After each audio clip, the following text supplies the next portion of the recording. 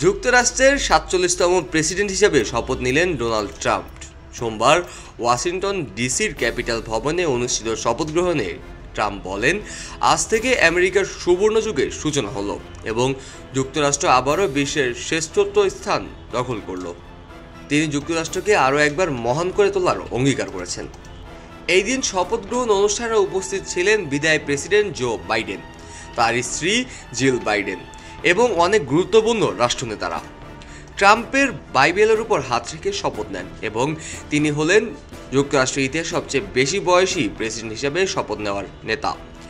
এর আগে 2017 সালে প্রথমবার শপথ নেওয়ার সময় তিনি ক্যাপিটাল ভবনে অনুষ্ঠান করেছিলেন। তবে এবার শপথ অনুষ্ঠানে ছিল তীব্র ঠান্ডার কারণে ক্যাপিটাল ভবনের ভিতরে। ট্রাম্পের অভিষেকে তিনি আরও বলেন, আমেরিকার পতনের দিন শেষ হয়েছে, আগামীতে যুক্তরাষ্ট্রের উন্নতির পথে এগিয়ে নিয়ে যাবে এবং সারা বিশ্বের সম্মান ফিরে পাবে। ট্রাম্পের শপথ গ্রহণের সময় নতুন ভাইস প্রেসিডেন্ট হিসেবে শপথ গ্রহণ করেন জেডি ভ্যান্স। তাকে শপথ গ্রহণ করান সুপ্রিম কোর্টের বিচারপতি ব্রেট কাভানা।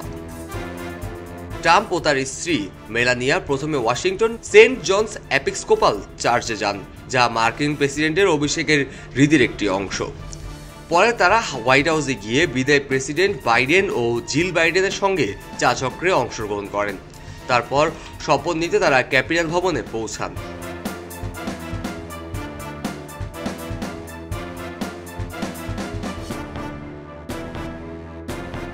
ট্রাম্পের শপথ গ্রহণ করার পরপরই কিছু গুরুত্বপূর্ণ নির্বাহী আদেশে স্বাক্ষর করেন, যার মধ্যে অবৈধ অভিবাসীর বিরুদ্ধে কঠোর পদক্ষেপ, কৃত্রিম বুদ্ধিমত্তা সংক্রান্ত প্রকল্পের গতি বাড়ানো এবং সামরিক বাহিনীর নীতি সংশোধনের কথা রয়েছে।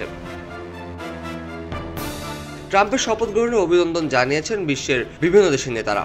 রাশিয়ার প্রেসিডেন্ট ভ্লাদিমির পুতিন, ইসরায়েলের প্রধানমন্ত্রী বেনিয়ামিন নেতানিয়াহু, ইউক্রেনের প্রেসিডেন্ট ভ্লাদিমির জেলেনস্কি সহ আরও অনেক রাষ্ট্রনেতারা ট্রাম্পকে শুভেচ্ছা জানিয়েছেন। ট্রাম্পের দ্বিতীয় মেয়াদে কী ধরনের রাজনৈতিক পদক্ষেপ নেওয়া হবে তা নিয়ে এখন থেকেই জোর আলোচনা শুরু হয়ে গেছে। কাজী মোহাম্মদ আরাফাত, খবরের কাগজ। সবাই যখন জোয়ারে গা ভাসায়, কেউ কেউ ঘুরে দাঁড়ায়। সময় হারতে শেখালেও কেউ কেউ চ্যালেঞ্জ ছুড়ে দেয়। পক্ষপাতের ভিড়ে আজ থেকে কোনো পক্ষ নয়, খবর হবে নিরপেক্ষ। বানোয়ার তথ্যবাদ, খবর হবে নিখাদ। ভেঙে গুজবের শিখ, খবর হবে নির্ভীক। এলো খবরের কাগজ, নিখাদ, নির্ভীক, নিরপেক্ষ।